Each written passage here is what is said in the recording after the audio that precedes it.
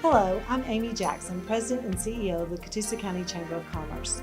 I am honored to bring you 12 interviews of the candidates for City of Ringgold and City of Fort Oglethorpe elections. We had one candidate who was unavailable with a prior commitment, Ray Ringgold. The Catoosa County Chamber of Commerce position regarding politics and public office is one of education for the public. While the Chamber does not get directly involved in politics, we feel it is our responsibility to educate the public on the viewpoints of the candidates and equip them to make knowledgeable decisions at the polls. In that vein, thank you for viewing the Ringgold and Fort Oglethorpe candidate recording interviews.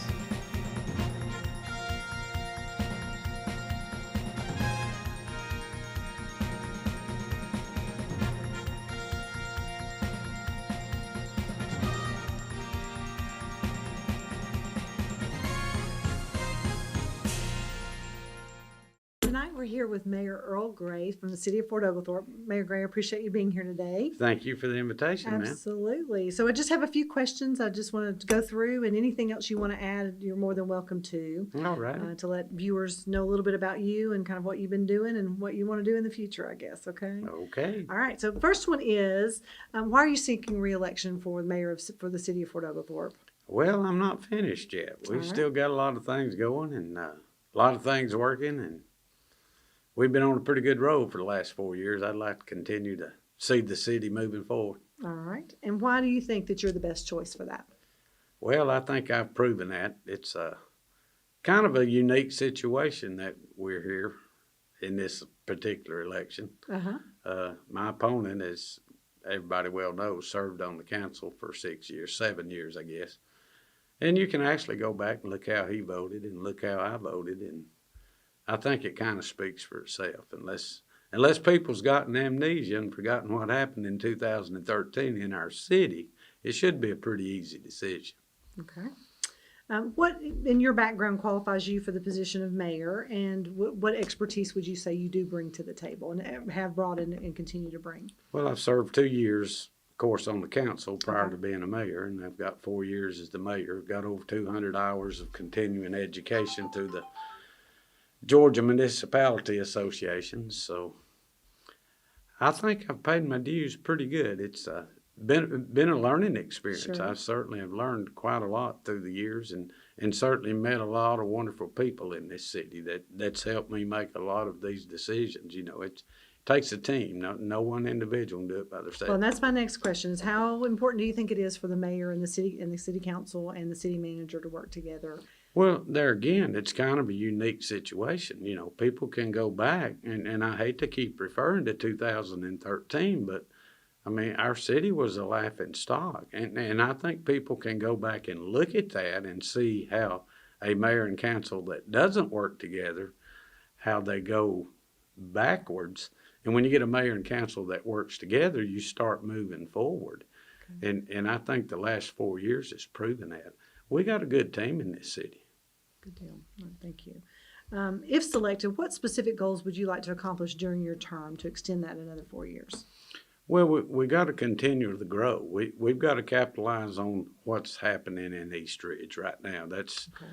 You know, East Ridge is booming, and there's a reason that a lot of those businesses are going over there and not coming to Highway 41 in Cloud Springs Road, and it's because the incentives that Tennessee's offering them that a developer here in Georgia doesn't have to offer them. But with the completion of this hotel and that stadium that East Ridge is building, and the water park and the motels still on the drawing board, that'd pretty much be the end of their land that's available in that big development there. Sure. And certainly they're going to continue to go right on down Highway 41, which is the city of Fort Oglethorpe. We've got the sewer, we've got the infrastructure, we're ready for them. It's ready to go. Okay, great. What would you consider as the main issue affecting or challenge of the city of Fort Oglethorpe, and how would you address those issues? Well, of course, probably the main challenge, and unfortunately there's no way to address them, is our water and sewer. Okay. You know, we're dependent on Tennessee for our water and our sewer. You know, unlike Ringgold and even Walker County has some where they have their own water source. Sure. Of course, Catoosa County has got Catoosa Utilities, but the city itself, we don't have a water treatment plant or a water source. So we have to depend on Chattanooga. Everybody knows what they've been through. Everybody knows about the $1 million fines they've had to endure, and of course they're passing it on. And unfortunately, there's nothing you can do about it. Okay. You know, I wish somebody had the answer to it.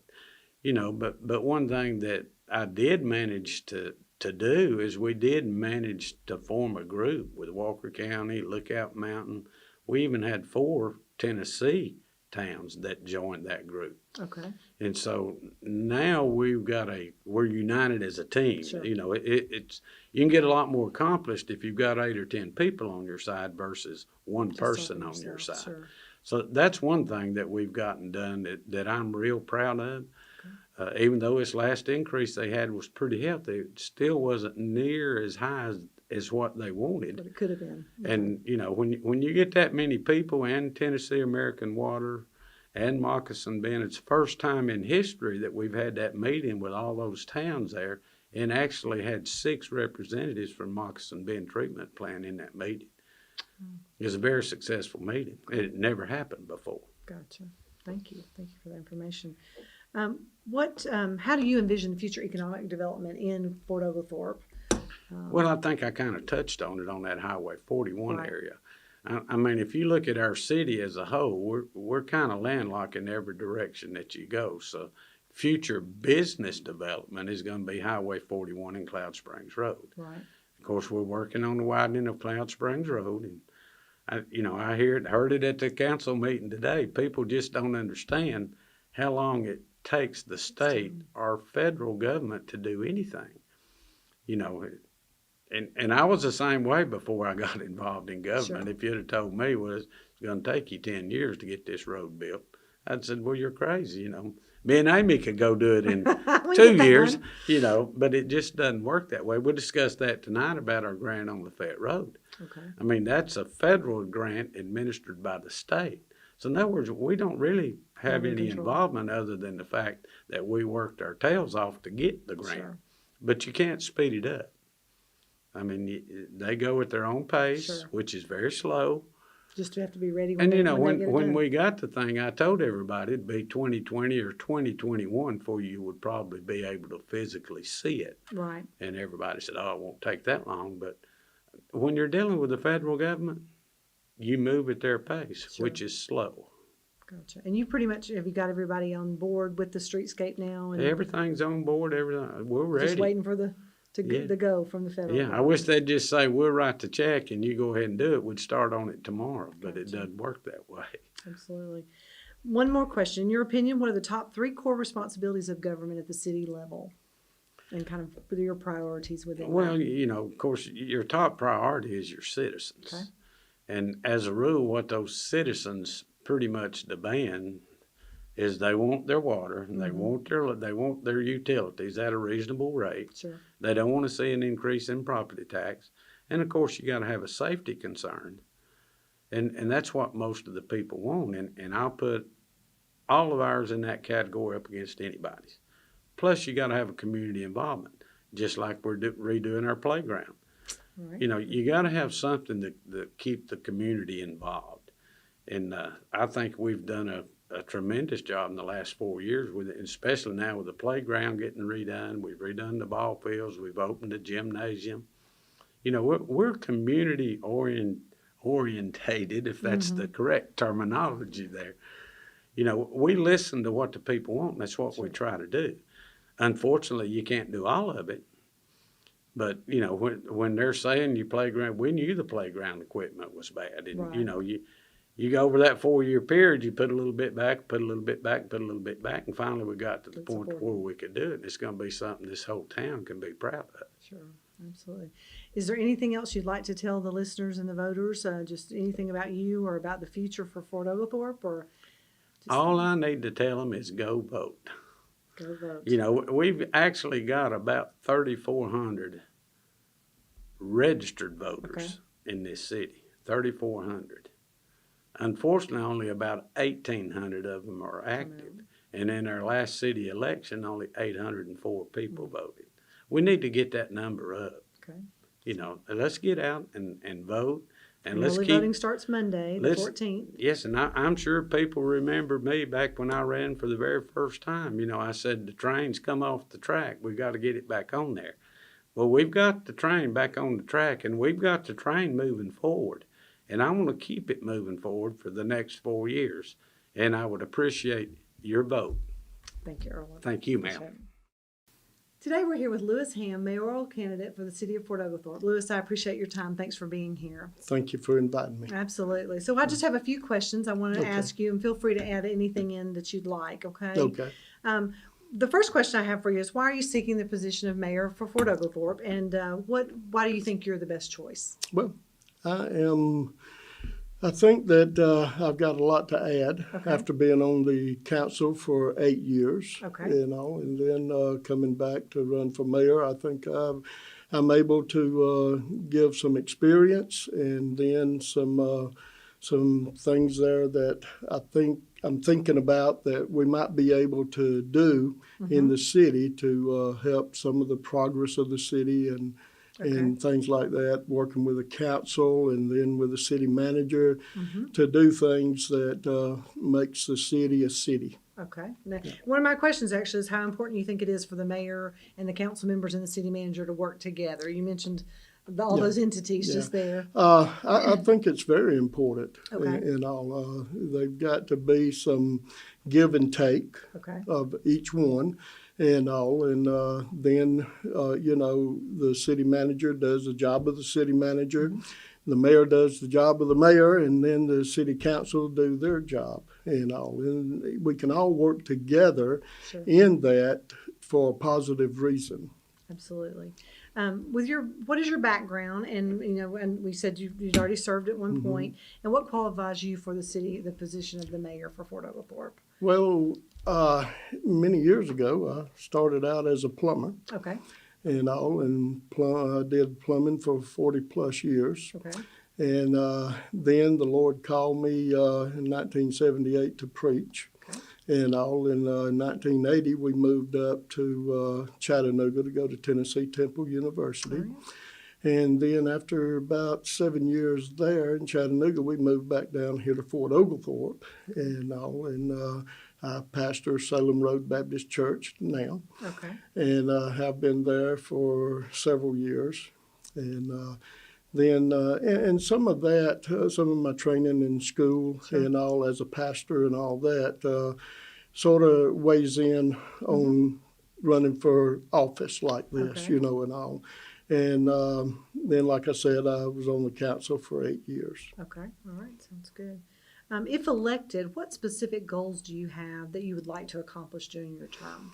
Well, one of the biggest things is the Appalachian Trail Grant. I want to see that through. I was on the committee back when I was on the council, along with some other people in Fort Oglethorpe in the state and all, of trying to reach that point that we could get the monies to do the Lafayette Road project and all. And it was a lot of work, a lot of hard work and all. And, I just want to be back in this to see it all the way through. Anything else? Not that I can think of right now. We talked about the working with the mayor and the council members. What do you consider the main issues or challenges, if you will, for the city of Fort Oglethorpe, and how would you address that? I think one of the main issues that I think is coming up is our fire department. After the county has quit giving the $175,000 to Fort Oglethorpe Fire Department. I think the challenge is finding the money elsewhere to replace that and to keep the fire department going on and all. I think that's one of the biggest issues that we're facing there. And then probably the water and sewer fees and all. And I understand that there's not much we can do about those because they are pretty much set. But I really think that we can hold the costs down and all to a point.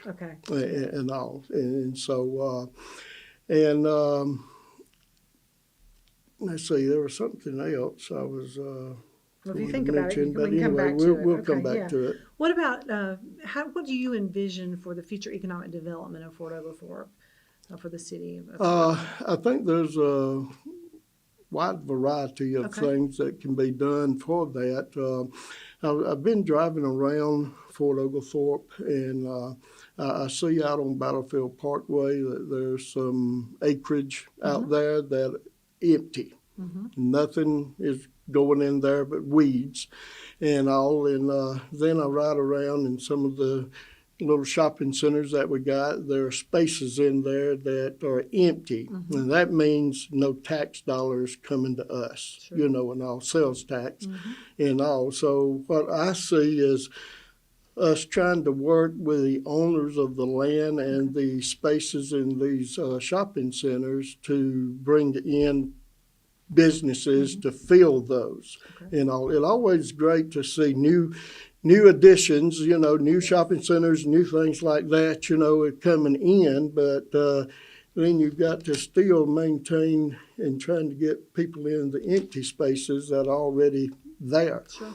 And all. And you work with the people that owns those in trying to get there.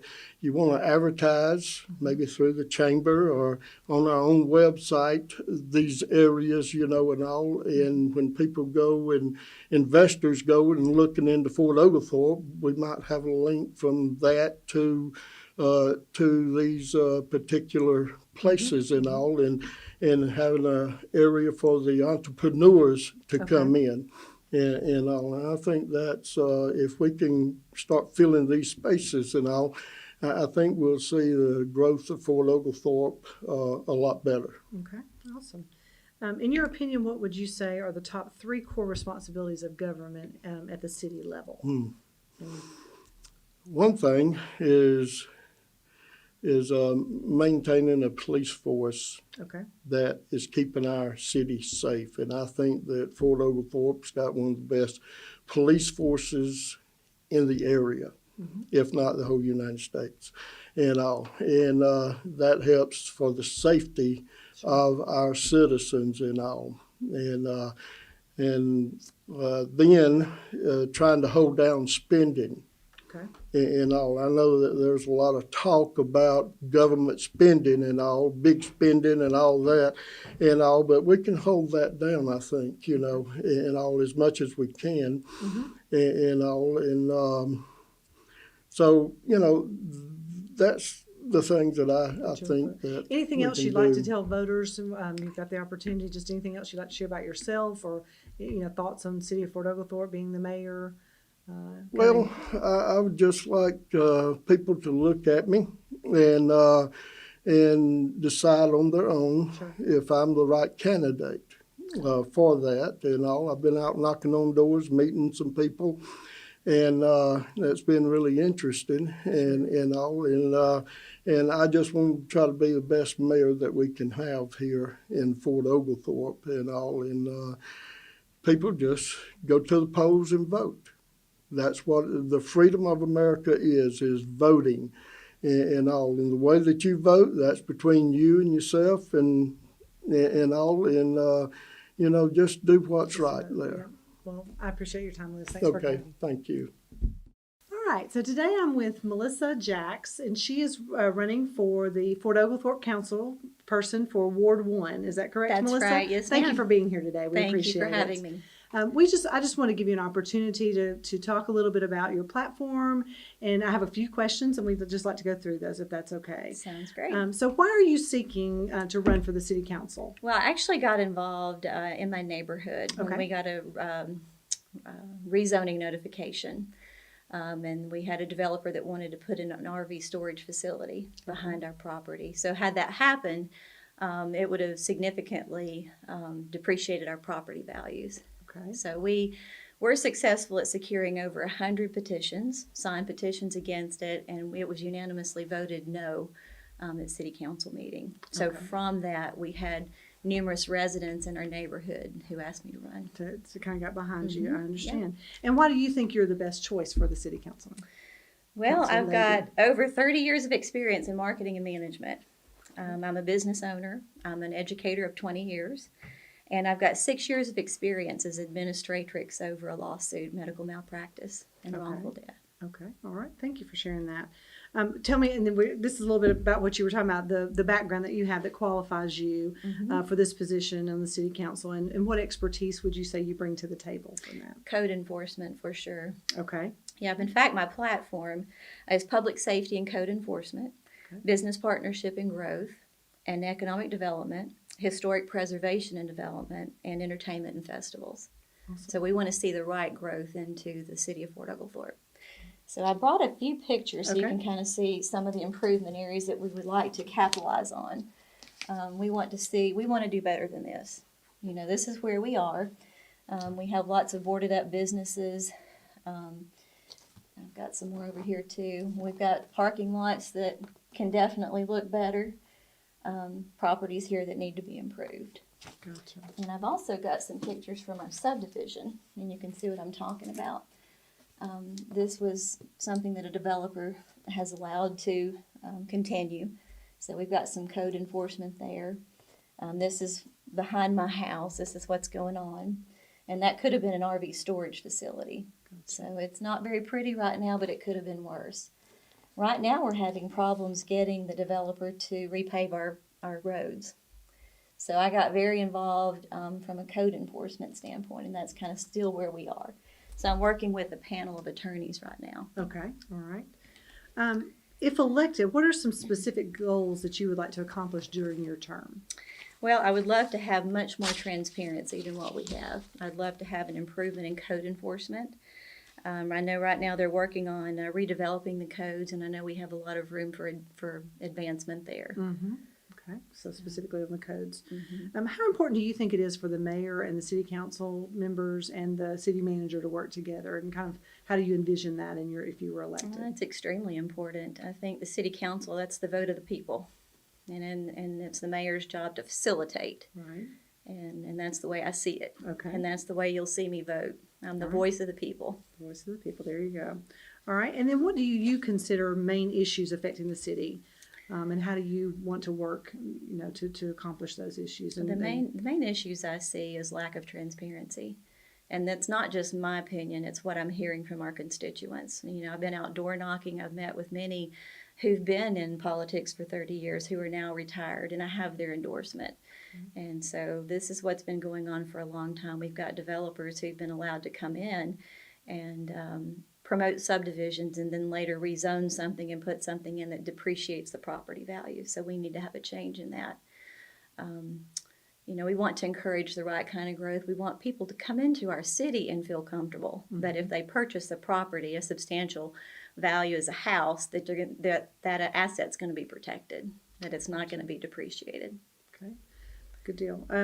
Also, how about the future economic development? You mentioned, for tourism and the beautification projects and things like that. What are you thinking of? What are some plans or ideas that you have? I think it would be great with all the medical advancement we have in the area to see a medical school here. I mean, we're prime location. We're 10 minutes from Chattanooga. That's the kind of growth that I would like to see here. Okay.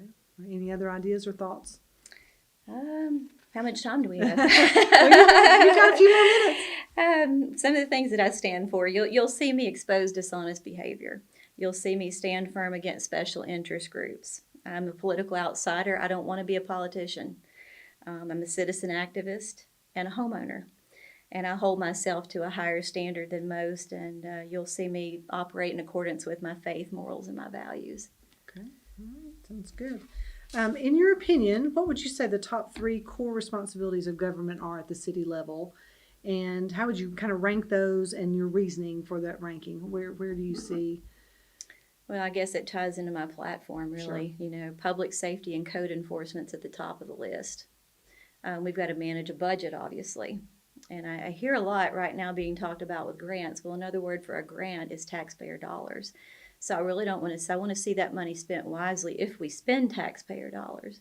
I'd like for us to find other ways to fund things than that to Okay. bring in the right type of growth and development. Okay. All right. And festivals and music is part of That was that. you mentioned that Yeah. earlier. Yes. So what are Yeah. some? Do you have any ideas about how that might be done? Well, we've got some neighboring cities, the Honeybee Festival. We'd like to do something similar to that, but unique to our area. You know, I've got a strong background in music and music promotion, music performance, Okay. and I've got a lot of key contacts as well. Okay.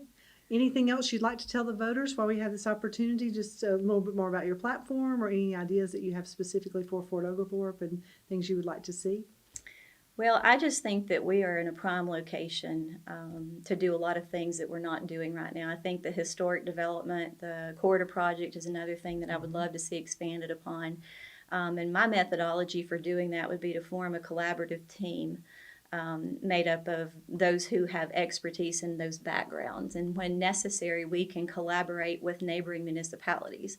We are growing. The problem we're having right now with C1 areas, commercial areas, buffering up against a residential. I'd like to see more distance between that. You don't need a business right in your backyard, especially in a subdivision as nice as Heritage Woods. Okay. So I would love to see some advancement there. Okay. Well, I appreciate your time today. Thank you so much for joining us, and Thank you. good luck. Thank you so Appreciate much. Thank you. it. Have a good day. You too.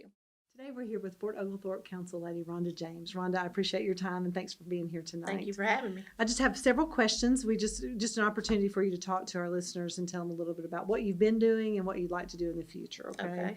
So my first question is, when seeking the position of the to renew the council member position, why do you think you're the best choice?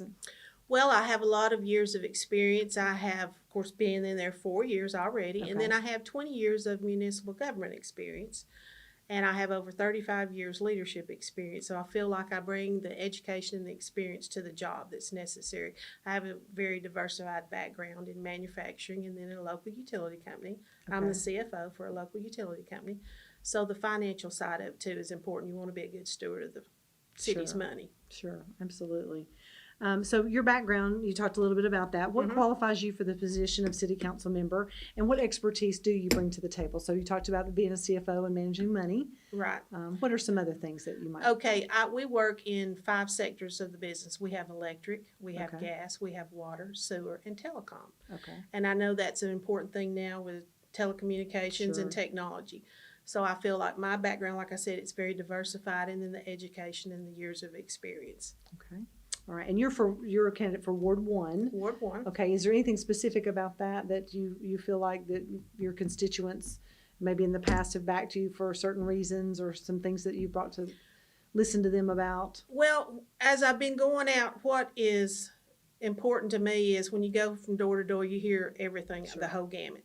But what I'm hearing is a lot of people don't know about the things that we have to offer. Okay. We are improving the quality of life for Fort Oglethorpe, but a lot of people don't know we have a new gymnasium. A lot of people don't know about the hiking trail, the biking trails, and the walking trails. They don't know about the canoe launches. So that's something important that I want us to bring out and let people know what we have to offer. We're constrained on all sides Sure. by counties and cities, but we have a lot to offer in Fort Oglethorpe. And people are living longer, they're getting out, they're doing things outside, so it does make a big difference what we have to offer. What are some of the things lately that that you've been working on through the city council, some of your projects? Well, obviously, everybody knows that I'm so proud of the dog park. That is important to me. I love animals, all types of animals, but Sure. that's something that we didn't have. And a few years ago, I was at GMA in Savannah, and I heard a gentleman in Dalton talk about the dog park. Okay. And he said that's something that you can do with little money, but it has a big impact. When we started this, we did a survey, and I don't know how many people were on the survey, but I know the percentages was like over 75% that wanted something like that. Wow. So again, that's another thing that we bring to improve the quality of life, and I'm very proud of the dog park. Awesome. And when is that going to open? October 19th, Saturday. All right. If elected, what are some of the specific goals that you would like to accomplish during your term? Well, like I said, one thing I want to do, I want to brand our city a little bit. Okay. The tourism group does, and you guys do a great job in getting the word out there. But I think we need to let people know of all these things that we have. Because like I say, going from door to door, people don't know of everything that we have. We have great rec association. We have a swimming pool that I want to say is best in the Southeast, that people don't know about. And the gymnasium you can rent for parties, people can use that, and it's brand new, and it's very nice facility. So you can use that for all ages. We have a great senior group that meets every Wednesday at Constitution Hall. So I'd like to get more word out what's going on. All right. How important would you say it is for the mayor and the council members and the city manager to work together? And what are some things that you think that could, going forward, maybe how it works now and in the future? One thing that we have made sure that everybody knows about, we are working united with, of course, our city council and our city manager and our mayor. Plus, we're working with the city of Ringgold and Catoosa County.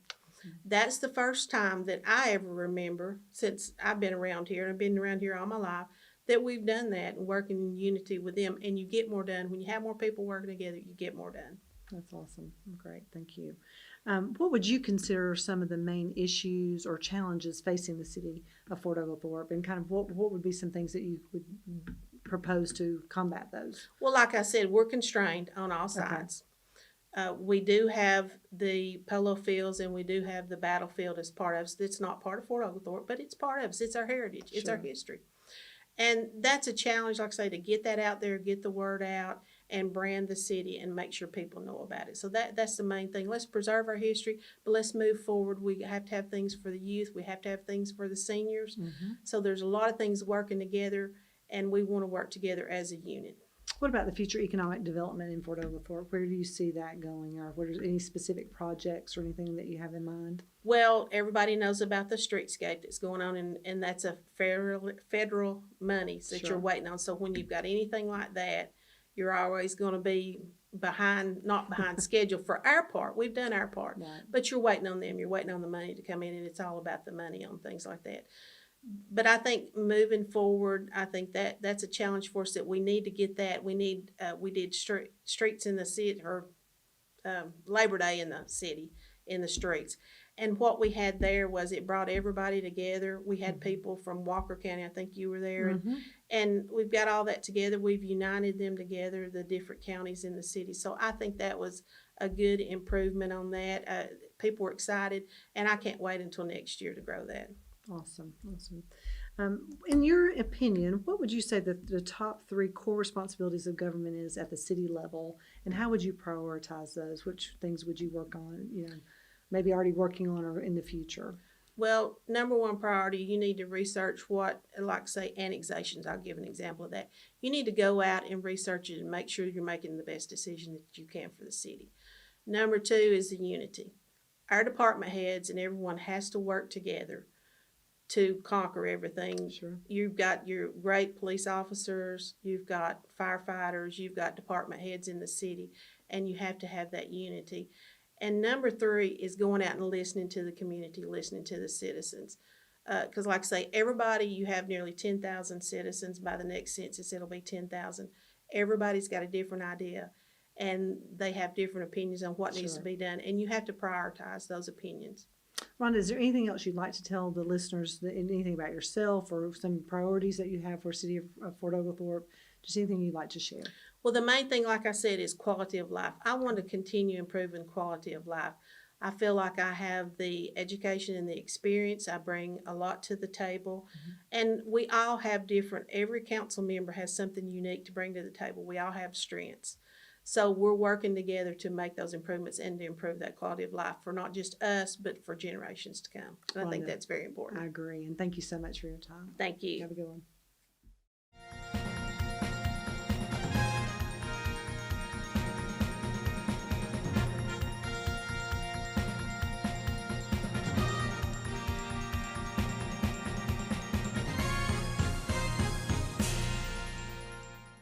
Today we're with Ringgold mayoral candidate Tony Hollander. Tony, thanks for being here today. Appreciate your time. Thank you. Thanks for having me. We just wanted to give you an opportunity to talk to the citizens of Ringgold, just to tell them a little bit about yourself and kind of, what you think for future of Ringgold. And so I've just got a few questions, and we'll go through those, and feel free to add anything. Okay. The first question would be probably the most obvious. Why are you seeking to run for mayor of Ringgold, and kind of what qualities do you bring to the table that make you the best choice? Okay. Well, I think we need more representation for our city. Mr. Millwood has done a good job, but I think we need somebody that can go to our local level and to our state level and bring ideas back to our city and that will help our city. Okay. I've already talked to some people about getting some demographics to come in and see if we can get certain businesses to come in that people want, like new restaurants or manufacturing, stuff like that. So I've already talked to somebody there. Okay. So hopefully, if I'm elected mayor, we can get those people in and we can see which direction we can go as a city. Okay, great. What about your background? What would you say in your background qualifies you to be the mayor of Ringgold? And then also, again, what expertise would you bring from your background? Well, I've been in construction business all my life. I've managed two multi-million-dollar companies. Okay. One for about 7 years and one for 10 years. So I know how to deal with people. All right. I know how to get people to work together. And I think that's part of what a mayor is, to bring the council together, even when there's discord, to bring them together. And not only that, but to bring the citizens' ideas and needs to the council. Sure. After knocking on the doors the past couple of months, you see all kinds of people that's things that they want and that, I have never thought of. Yeah. And the council has never thought of because Sure. I go to a Different lot of the council perspectives. meetings. Yeah. So it's good and that's what I want to be, is the liaison between the citizens and the council. That's kind of a segue into my next question is how important do you think it is for the mayor and the city council and the city manager to work together? Very important. Okay. We can bring things to the table independently, but if we can't get on the same page together, there's no way we can get anything done. So it's very important for everybody to work together. And not only our city, but our county leaders. Okay. And their Fort Oglethorpe too. I mean, we're right here. Our cities touch each other. Sure. So we need to be able to work together with our Fort Oglethorpe and our county too. Okay. What specific goals do you have that if you were elected as mayor that during your term you would like to accomplish? I'd like to see us grow with businesses and manufacturing, but to keep that heritage that we have in Ringgold. Ringgold's an awesome place to live. I live just right downtown, and I don't want to change that feel and that look, but I do want businesses to come in to where we can grow, that we can take that tax load off of our citizens, but bring money in and revenue in by the businesses that come in. Okay, great. What is your opinion about, I know in the last year or so, the entertainment district for City of Ringgold has been a topic of discussion, and just kind of tell us what your opinion is about that, and in the future, where do you see that going or not? Well, if most people that has followed this and come to council meetings, they know how I stand. Okay. I am against it, and it's not only because I'm against drinking, period, but I think our city is not set up for it. Okay. We have a great historical town downtown, but we don't have the businesses that even sell alcohol that we could have that entertainment district. Okay. So that's probably one of the main reasons that I'm against it, because we're just not set up for it as a city. Okay, thank you. What would you say some of the main issues or challenges affecting the city of Ringgold, and what are some of your plans to address those? Challenge, that's a good question. I have to think about that one. That's okay, we can come back to it. Well, challenges, I guess, is just working together. Okay. I've seen the past 2, 3, 4 years that we've had a lot of division. Okay. Not only in our council, but from our citizens, because some of the issues that's come up. It's always a challenge when you're working with people. Sure. And I think I got the qualifications that could pull people together. I've been in leadership just about all my life, so I know how to deal with people. Okay. And that's probably the biggest challenge is working with people. The communication Yeah. factor, I gotcha. What about future economic development for City of Ringgold? You mentioned a few things, but do you want to share with us anything else as far as, you said specifically manufacturing? Yeah. And some contacts maybe at the state level? Well, you know, we just had a meeting this past week. Okay. And I got to come to that. And our new economic development director, Keith Barkilla. Yeah. Very, very smart guy. And I got to talk to him a little while afterwards. Okay. And I think with him coming on board, coming to the county, that's going to help our county. Okay. And it's going to help our city. He's on board about getting manufacturing to the city because Ringgold is where our manufacturing place is. Fort Oglethorpe's got the retail, and Ringgold's got manufacturing. I think that's obvious by the way we see everything. So I look forward to working with Keith very much. Yeah. Is there anything else you'd like to tell voters just about yourself or any plans for the future as far as if you were elected mayor? Just anything you'd like for them to know? People that know me knows that I'm just me. I don't put on a show.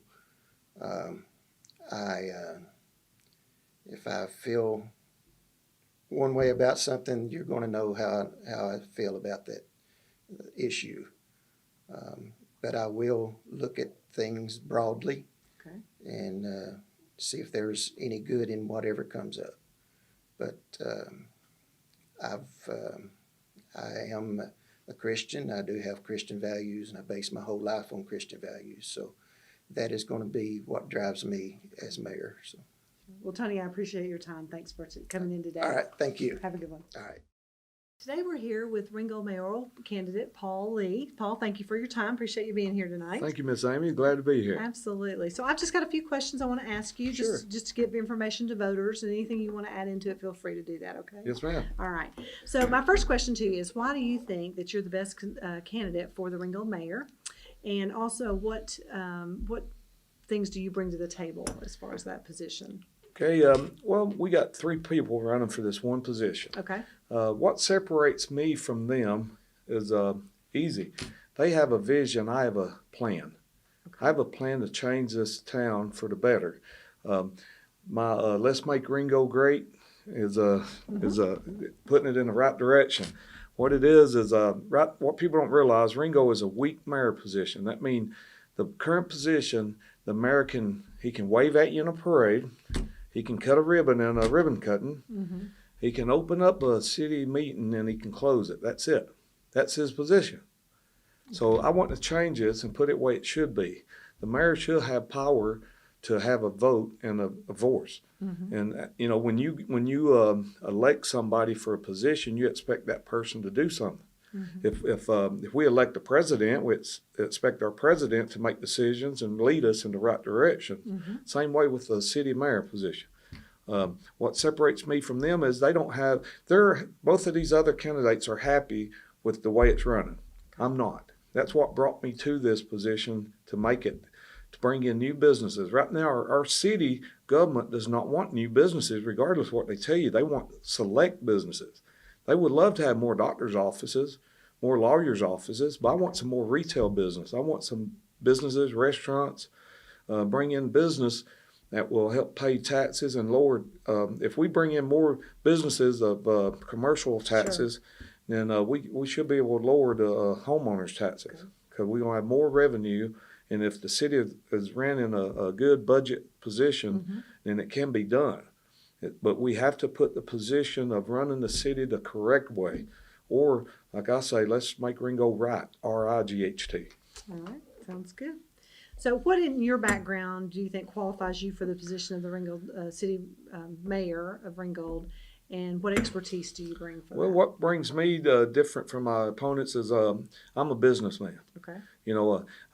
Some of my signs you might see, pro wrestler, businessman, whatever. The reason I did that, I want just to address people that I'm the Paul Lee, that's the wrestler. There's another Paul Lee in the Chattanooga area that was a police officer. Sure. Good guy. I support the blue, but what it is, the deal is we need a business person. Okay. The city needs to be ran like a business. I own 7 successful businesses. planning on opening more. And my deal is we need to run the city like it is a business. Okay. In place of being foolish with money, spending unwisely, making wrong decisions, not supporting our police department. Our police department is in a room above City Hall in a locked door. I mean, if that's ridiculous. Our police department should be on the outside, should have a department right beside City Hall, and that's what I'm pushing for. Okay. If you say that you support your blue, you need to support me then, because I'm the one that's supporting the blue. No other candidate is even caring enough to say, like I said earlier, we ain't got just visions. I got a plan. Okay. My plan is to begin the first meeting, you're going to see a difference in the City Hall. Okay. So I make promises and plans. And that was my next question. What specific goals would you like to accomplish during your term if elected? Well, if elected, my term is going to be to grow Ringo. Okay. I want to grow In what Ringo. ways? I want to bring in businesses, give them incentives.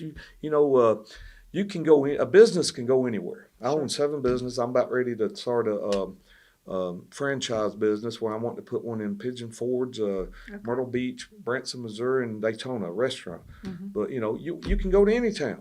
Sure. But what gives you the purpose of wanting to go to a town? Well, I need an incentive. What are you going to offer me? I can buy land in any town. Sure. But what is Ringo going to offer a business to come there? You can't just slash them with all these fees and sign permits and all this nonsense. Do you realize that Ringo is one of the worst cities around here on sign ordinances?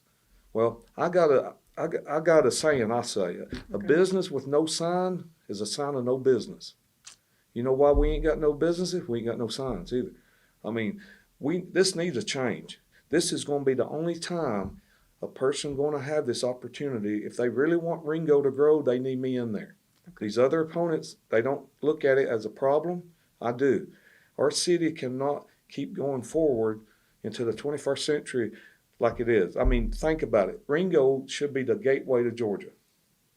You got Catoosa County consists of Ringgold and Fort Oglethorpe. Mm-hmm. Fort Oglethorpe blew us away. How far are they off the freeway? 4 miles? Mm-hmm. And they blew us away with business. We got 3 exits now. If they're going to keep annexes areas into the city, let's grow it. Don't just have undeveloped land sitting there.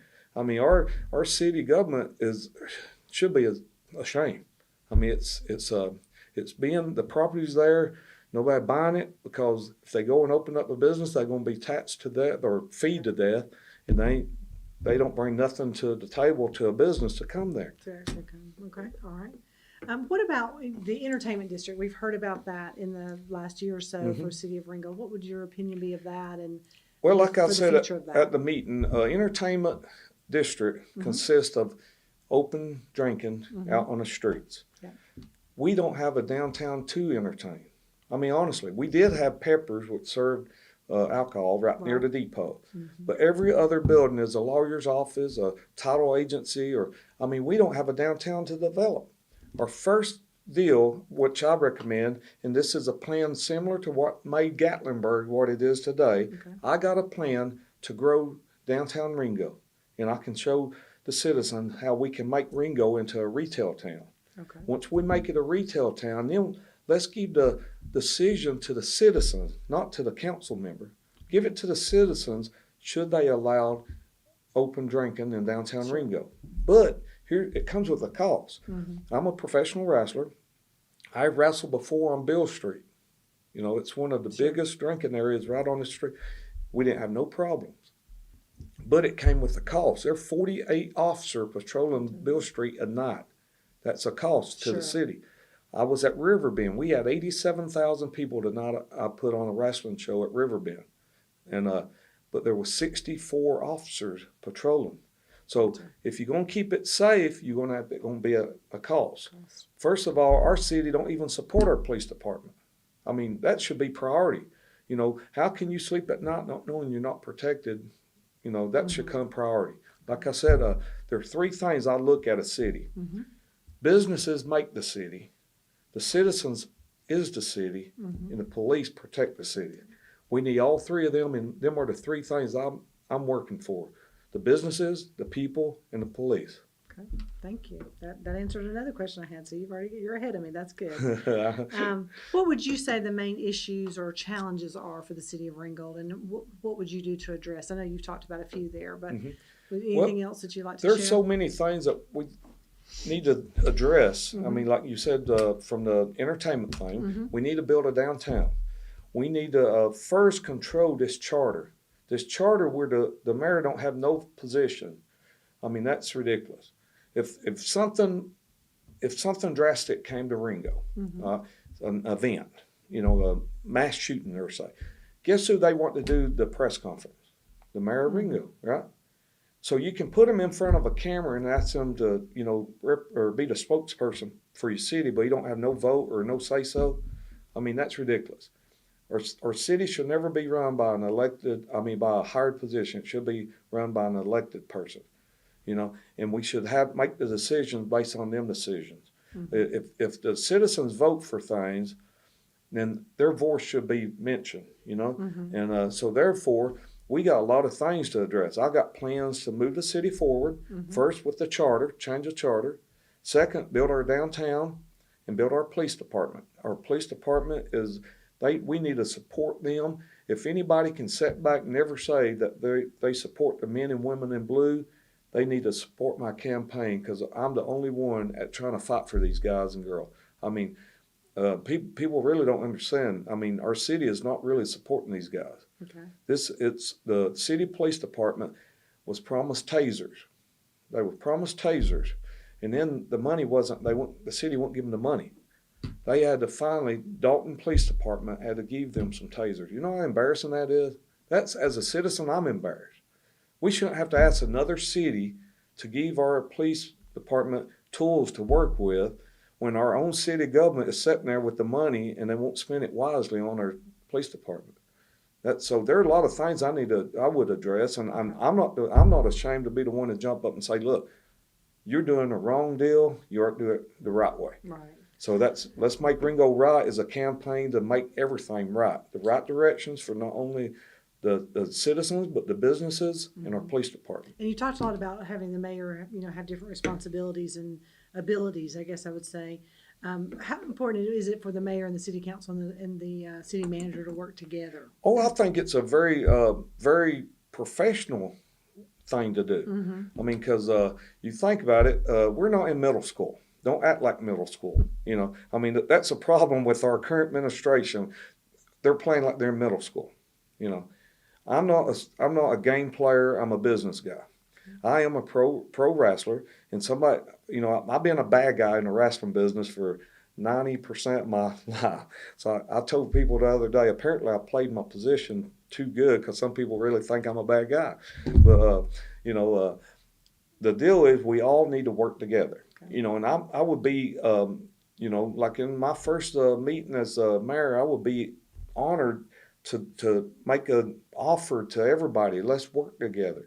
Let's do it not for if you don't like who's in position now, but let's do it for the people. And that's what everybody should put their little differences to the side and do what's best.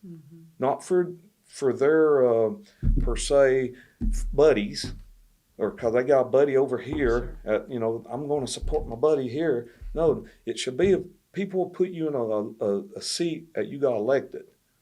Do what's best for the citizens, the businesses, and what makes Ringo. Not just for your selfish reasons or I'm not for everybody, but business-wise, I am for everybody. Paul, is there anything else you can tell us about you that for voters that maybe just something you want them to know specifically? Yeah, I want first of all, I want everybody to come out and vote for whoever you're gonna vote for.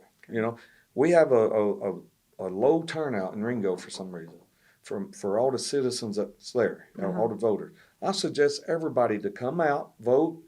I hope you vote for Paul Lee, but if not, at least come out and vote. I think it's our right as citizens, Americans. This is land of the free. We got an opportunity. I travel in 10 countries, and you don't see how we got it so good here compared to other countries. Sure. We really got it good, and some people might not like certain people, but It's kind of like I tell people, when you're a kid or even adults, you don't like going to the dentist. But if you get a toothache, the only body that can fix that tooth is go to the dentist. Well, I want to be the dentist of Ringgold. I want to fix that cavity that we got that's invading our city. It's a problem. If we don't get it took care of now, our city will never grow. If I'm not elected, then I know that the citizens don't want our city to grow. They want it just the way it is. That's fine. If either of the other candidates is fine, if you don't want the city to grow. If you want to leave it just like it is, you ain't never going to see a downtown development. I promise you that. You won't never see no more restaurants or no big businesses. You might see a few more doctor's offices, but that's it. Gotcha. And but if you want to really see Ringgold grow, I'm going to be the man, and I'm going to be the one that step up to bat and speak for the citizens and for the businesses. And I'm going to make sure if I don't do what I say I do, I won't run again. That's my promise. Paul, I appreciate your time. Thank you, Miss so Amy. I much. appreciate you being here. Absolutely.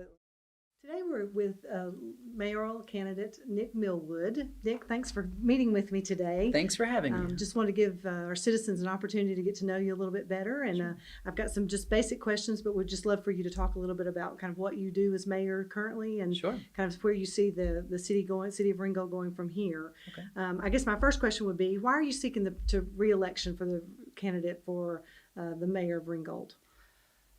Well, I guess the first best reason is I love it. I have served 4 years on the council and now 4 years as the mayor. Awesome. And I see my role as a spokesperson for the people who elected me. And so I keep people very informed about what's going on in the city. And What are some of the ways you do that? I do it personally. I'm out in the community. So I invested in a golf cart, and I am constantly out and about in my city. And so I talk to them personally. I also do that on social media. Okay. I make myself extremely available, like with my phone number. I put it out there so that anyone who wants to contact me at any time can do that. And I very much encourage people to do that. And people very much take advantage of doing that. And so I'm contacted a lot about a lot of things, Okay. and I love it. I love people.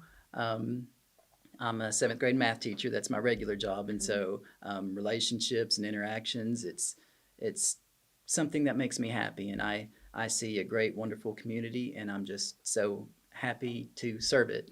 Great.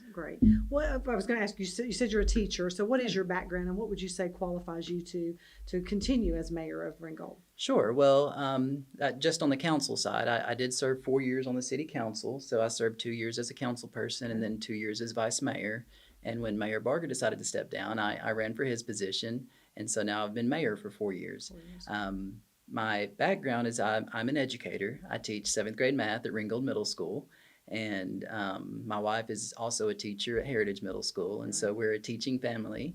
And yeah, those are, some of the main things that I do. I also serve as president of the board for primary healthcare centers. Okay. And so they are our local healthcare centers that really focus on the populations that have trouble with things like insurance and things like that. And so, and they have school-based healthcare. So, if a kid has issues, medically or dental or stuff like that, they can actually go out at their school and get care that they wouldn't be able to get otherwise, Right. and go back into school. So it's we're doing a Dancing Stars event coming up this January, and so I encourage everybody to get out. It'll be out here at the Colonnade, but serving on that board has been amazingly rewarding also. Great. If reelected, what specific goals do you have that you'd like to accomplish during your next 4 years? Sure. We have a lot going on in the city. Not just beautification stuff, because we have a lot of beautification things going on, which, necessarily have some growing pains. We have Alabama Highway that's going right now through a lot of construction. And so I'm looking forward to that project coming to fruition, because it's going to be a very pristine exit, and I'm going to mean a lot of good things for a lot of the businesses on that exit. I look forward to maintaining a dialogue with our population. And so, and it's not just about letting people know what's going on in our communities. It's about bringing in ideas and having a better understanding of where our populace is on the issues. Okay. And I think that's something very valuable that whenever I came on the council, it was perhaps a little lacking. And that's just, the nature of me being young and energetic and being able to use those tools through social media and things like that to be able to bring in that expertise from our community. So I look forward to continuing that. Sure. One of the things I know that has been talked about for the city of Ringgold is the entertainment district. And what is your opinion or what are your thoughts on that? Well, And maybe tell what that means exactly. Sure. Whenever, I guess that got put on one of our agendas by one of our council people. And so I guess I'll say that the mayor doesn't actually get a vote the way that the city council is set up. And so, however I feel about it, I don't necessarily get to, have a vote for or against that. But I went through and I talked to, whenever that came up on the agenda, all of our businesses in our downtown. There may have been a couple that I missed just because they might not have been there, but I knocked on doors and I talked to people. And the businesses, by and large, very much wanted it. They are desperate to increase foot traffic. And so it was a situation where, and we put it out there on social media. That's one of the things that I'm very proud of. We get input about all of these issues. Sure. And so I'm not opposed to the idea. I understand that there are some very legitimate concerns about that need to be addressed and need to be watched closely. I don't know how close we are to actually passing that. It hasn't come up in a while. But you were right. It was very, I guess, contentious, whenever it first came on the council. And so, yeah, it was a situation where, again, I appreciated my role as being able to go out there and bring in input and information. And they have online polling. And we were talking about where people who are actually city residents, where they were at on the issue. So that's awesome. Yeah. So how important do you think it is for the mayor and the city council members and the city manager to work together? Oh, it's extremely important. It's a situation where we have a form of government where we have 5 council people, and then there is one mayor and one city manager. So I don't know, whenever the council votes on things, it is the mayor's job to inform people what's going on. I try to do that ahead of time before we actually have the vote, to, I guess, be the communicator for the city. And I very much enjoy that role. Our city manager is the one who actually implements that policy that the council votes on. So it's, I don't know, they're just all so intricately connected. It's, I would say it's very important. Very important. Yes. Good deal. What would you consider a main issue affecting the city of Ringgold, and how would you address that in the future, in the next term? What would you say that you kind of see coming up? Sure. We have, Catoosa County is one of the few counties in the North Georgia area that's actually growing. We are, our biggest challenge is managing that growth. In the city of Ringgold, we have a population that is kind of split. Some of them value the small town, slower paced, whereas some people really embrace growth and that sort of thing. So to me, the biggest challenge is growing in a way that, honors what our community has always been, while at the same time, we have a responsibility to like our businesses, especially in our downtown district, who for years have been in and out of those stores. Sometimes they're all full, sometimes there's empty spaces. So that's to me the biggest challenge is we have a little bit of room to grow in our downtown. We have a lot of room to grow in places that we've annexed, moving down Alabama Highway and 2A, and so we have great opportunities to for growth. We just, trying to do that in a way that honors our city's values. That's my next question. Sure. How do you envision the future economic development in Ringgold? Sure. Well, in our downtown specifically, and I'll talk downtown, then I'll talk about some of Okay. our growth corridors. In our downtown, whenever I first came on the council, we had a vote that was, I don't know, it was hard fought. It was a 3-2 vote, but we decided to actually buy a piece of property in our downtown that's right between City Hall and our downtown businesses. Okay. And so we developed that. We put in parking. We had business pads that we put right on the road. And, now we have a big, beautiful building there.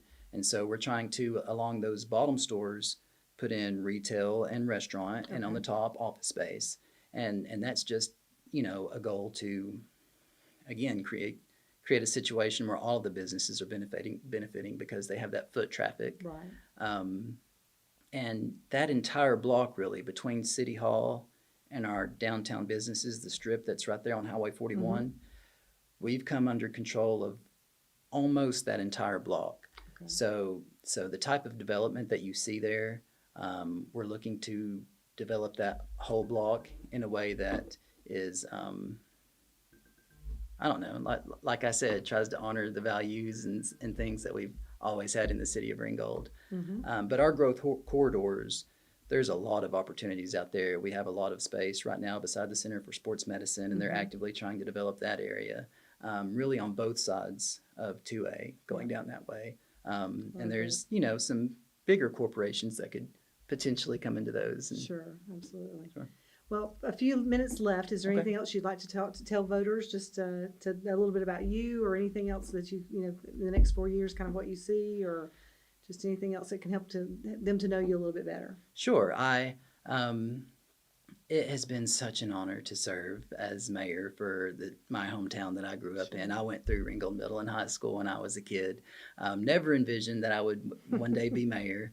But the opportunity to talk to so many people and to develop so many relationships, and I really feel like I'm coming into my own in the role. And it would be just such an honor to be reelected. This is actually, even though I was on the council 4 years and now 4 years as mayor, this is the first time I'm actually running for reelection for a position. Gotcha. And yes, I just love it, and I'm so excited to be doing it. And I'm so grateful for the opportunity that I've had to be in this role, and it would be such an honor to be reelected to do it again. We appreciate your time, Nick. Thank you so Amy. much. Have a good day. You too.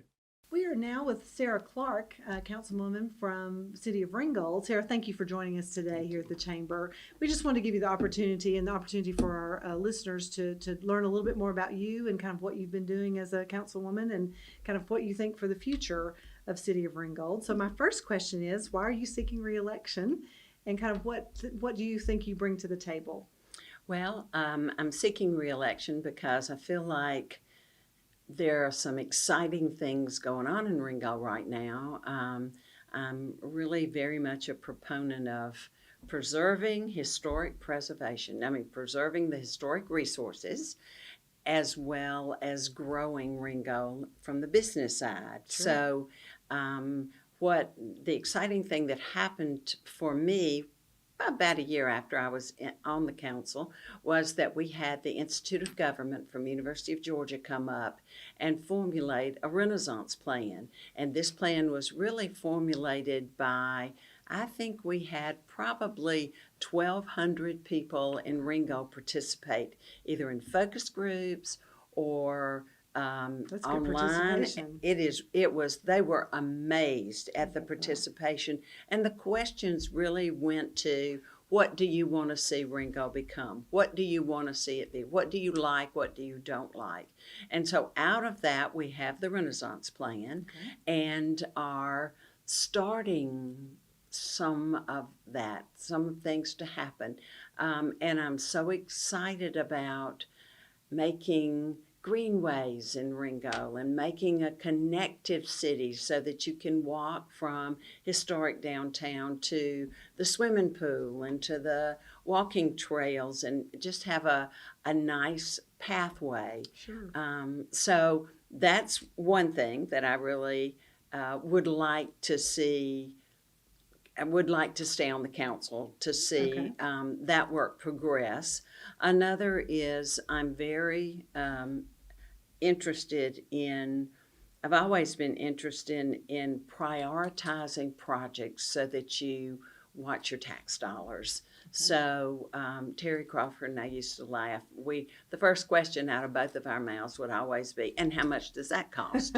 And how much Good does question. this cost?" And it was a good question. I'm really talking to the police now about, and how many of those do you want? And so that's another thing that is a priority of mine. Sure.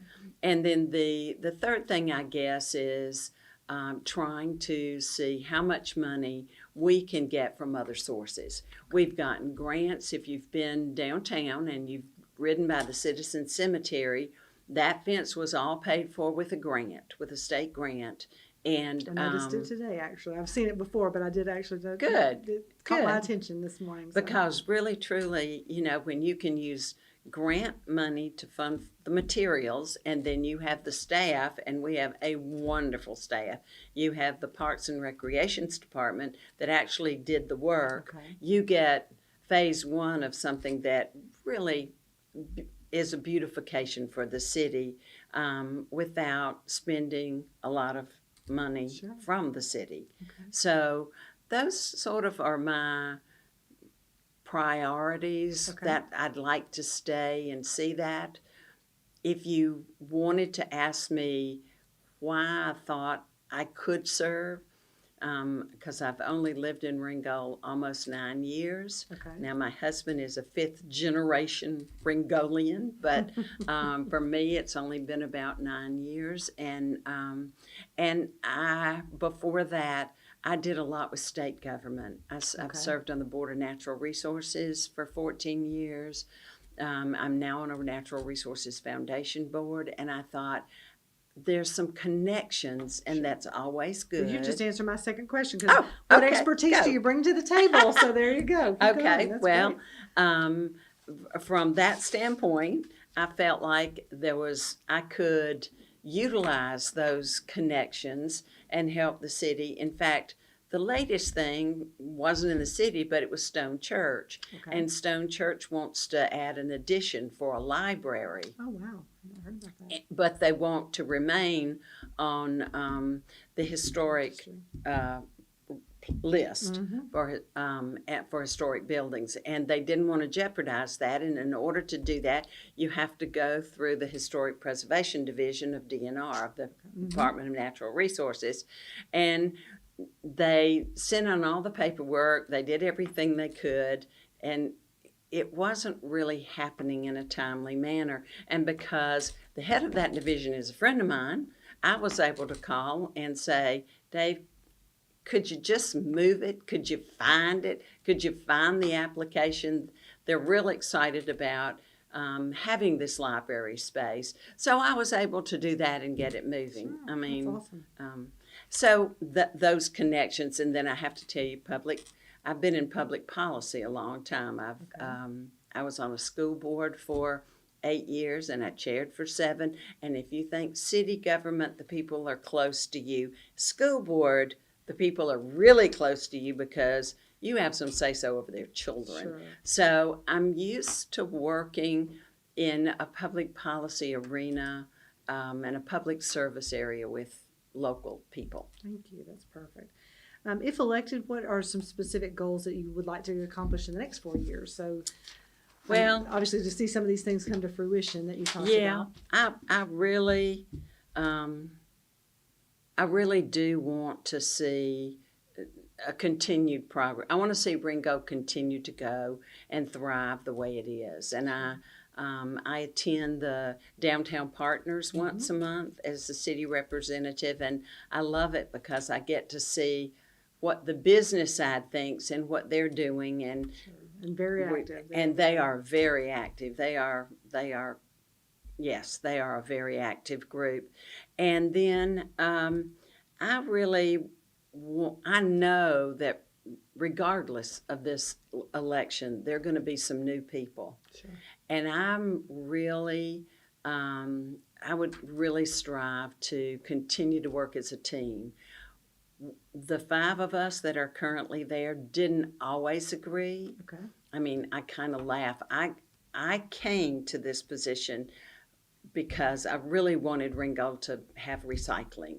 Okay. So, do you hear that? Recycling. If you're not recycling, you should get on board. So, I was really pushing recycling. And I remember Terry Crawford saying, you know, people in Ringgold aren't going to recycle.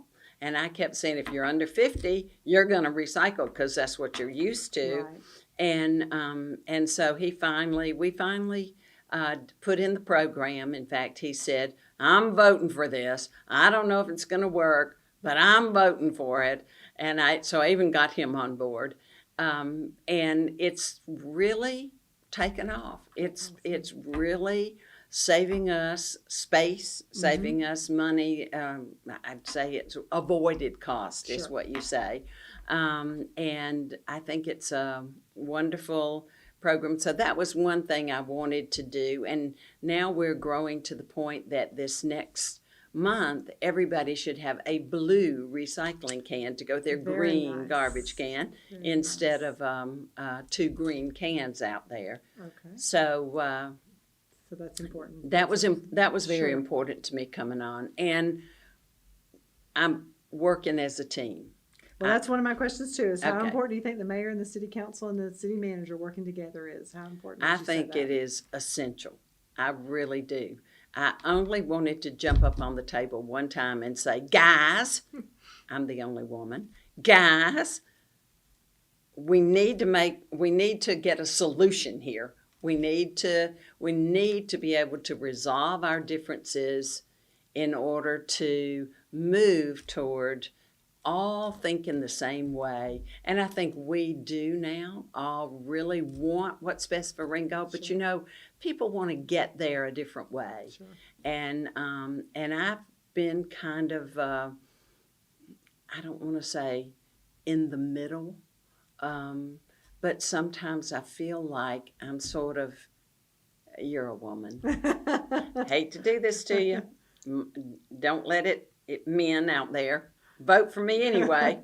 But sometimes we can look beyond any of the ego stroking events to look really truly to a solution. And I think we have. I think we've got a great council right now. And I'm sure whoever gets in there, it will be a great council as well. I do have one question for you about the entertainment district and what's kind of your opinion on that? I know it came up last year a little bit. I'm not sure where that is at this point, but what would your opinion be on that? Okay, well, the first meeting about the entertainment district, I'd had hip replacement and I missed it. And I thought, oh, hallelujah. But there was a second meeting and it was also front and center. My solution for the entertainment district, and this I've told people who are for it or who are against it, is you can't say it is going to work or it's not going to work if you don't try something. Sure. We have a fenced-in area back by the Ringgold Market on Mountain Street across from City Hall that I said, okay, you can put a band there, you can put seats there, you don't have to have added police. You can check people in and out. It's a confined space. You can put a beer truck in and we can try it. And we deserve, the young people in Ringgold deserve for us to try it. If it doesn't work, we're not out anything. We've tried it. We have it in a kind of a pilot program for us in a, like I said, in a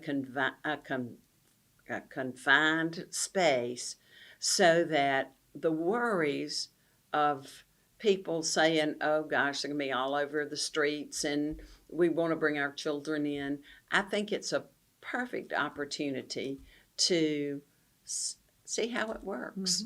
So that's my answer, and that has been my answer on the street this whole time. That's great. How do you envision future economic development in Ringgold, downtown, or along, along Battlefield Parkway? What do you think? Well, I can tell you first, we got a grant from the Appalachian Region Commission for $600,000 to help us put in a water tank. So we are gonna have the infrastructure as far as the water source for growth in Ringgold, and I'm excited about that. We don't need it yet, but we are planning to need it for the future. I see small shops. The Renaissance Plan has an idea of taking, for example, some of the warehouse spaces downtown in the historic district and having people come in and set up their small business. Maybe they have a craft, or maybe they have a skill that they want to teach, and maybe they only want to do it for 6 months or 10 months. They could rent that space, and we could publicize it, and it would be part of I think small business is part of the character of the historic downtown. I think when you get out to Battlefield Parkway, you get opportunities, and also what we have now on 151, there are going to be some opportunities for larger growth. But within the city limits of Ringgold, we don't have what the county has. We don't have large pieces of land for industrial growth right now. But it was also mentioned in this plan, I think they looked up the hill and saw those railroad cars. It was also mentioned that we take the railroad cars and put them, we bought Benton Place behind, kind of on Depot Street across from the depot. And all of that gives opportunities for creating a space that allows people to walk around, allows there to be small shops that you could go into, and across Depot Street is where, if we ever, got railroad cars, we could put them in. So it's going to be a small, walking, connected downtown. Is what I envision for it. Sarah, I appreciate your time. Thank you so much. Okay, thank you. Today we're with Jake Haynes, Ringgold City Council candidate. Thank you, Jake, for being here today. I just wanted to give you an opportunity to tell our listeners and a little bit about yourself and kind of what you see for the city of Ringgold in the future. So my first question is why are you seeking to run for council member for Ringgold, and kind of what do you bring? What makes you the best choice for that position? Well, I was actually on the council previously, last maybe 2 years ago. But what makes me I've worked for the school system for the past 32 years. And I've got a construction background. So, water, sewer, all aspects of construction I've been in. So I feel like you need a voice from that side as well. So I think that, I'm a hands-on guy, and I've done a lot of this work myself. So I feel like I've got a lot to bring to the table. In the previous years, they've been sewer questions and how to pack the dirt and things. I've been able to bring some of my experience to the table. Great. I can see how that would be beneficial. So you talked a little bit about your background. What else do you think, as far as your plans, kind of maybe what you worked on before when you were a city councilman, and kind of being able to do that again? What do you see? Well, mine, we started, Ringgold's got a well. We provide the well on Poplar Springs Road, and we've also got a grant for $600,000 to provide a water tower. So I'd like to see all this to continue on to provide clean drinking water for the citizens of Ringgold.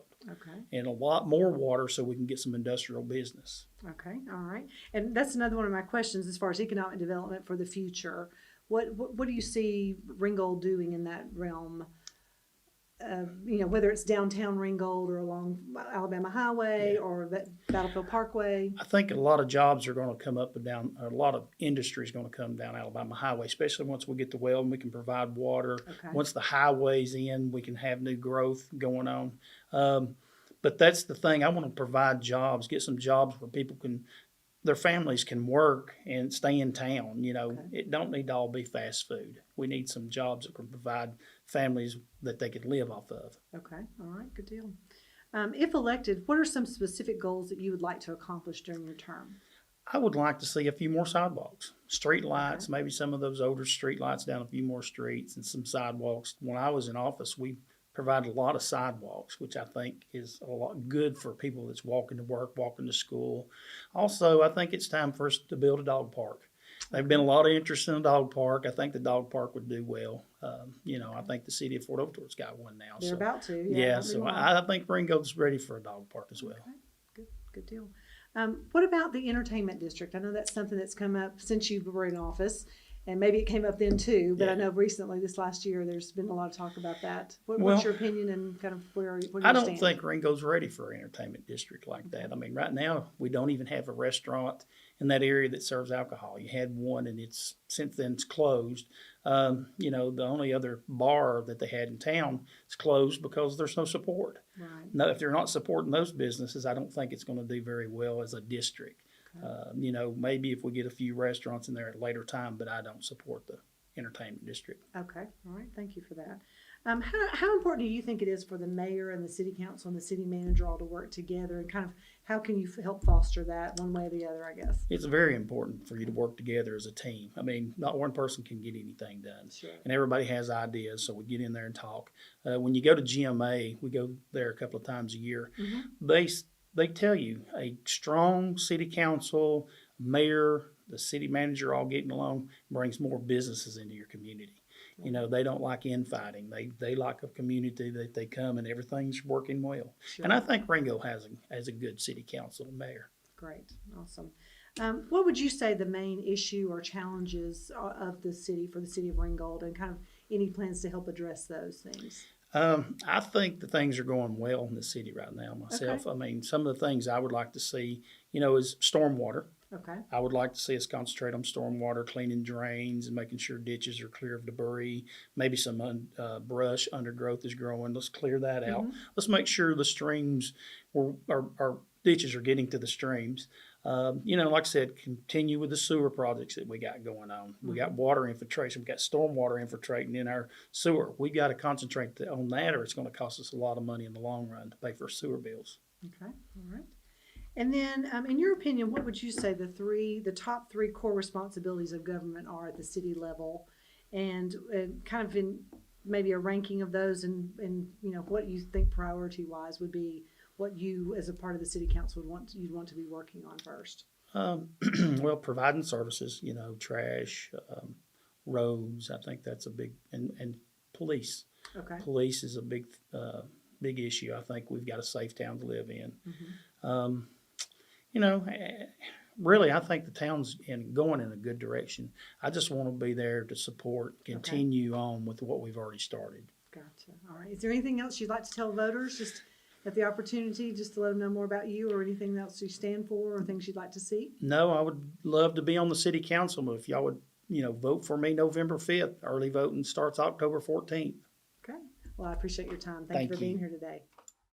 Today we're with Ringgold City Council candidate Charlie Lamar. Charlie, I appreciate your time. Thanks for coming in today. You're welcome.